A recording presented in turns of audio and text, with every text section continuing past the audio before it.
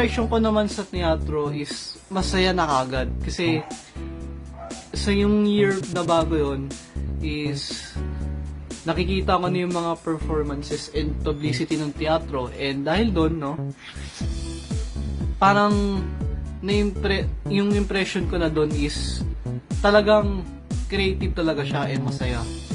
Masaya sa teatro dahil magagaling yung mga animator doon. Katulad ni Sir Casey at ni Ma'am Divine.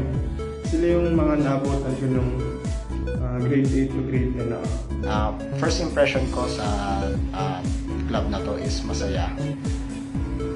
Masaya, first impression ko kasi and also makaka-bonding mo. Alam mo yun, kasi hindi mo mararamdaman na bago ka. Hindi mo mararamdaman na bago kasi from the very first na papasok ka dun sa club na yun, una mong masasabi, grabe. Sobrang saya nilang kasama. Yun yung una mo kaagad na masasabi. Sa Teatro Busco, parte ako ng Dancers Guild. Ano yung Dancers Guild? Ba't may Dancers Guild? Ano ginagawa ng Dancers Guild? Sumasayaw, syempre, kaya nga Dancers Guild, di ba? Pero para saan? Pagka kasi kailangan ng doxology sa mass, tap nyo lang kami.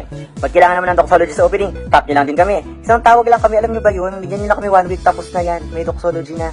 Pero ang masaya doon, nagwagi kami at itinanghal kami na kampiyon sa susunod na taon o ang taon na 2019. Grabe, talagang nagkatotoo yung sinabi ni Sir.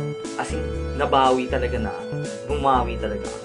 Pinaka-unforgettable experience ko sa teatro is syempre wag yun. Pinaka-unforgettable experience ko sa teatro is manalo, syempre. Manalo ng mga awards like sa Sigabo, solid yung pagkapanalo namin doon, yung sabay-sabay kami lahat na masaya.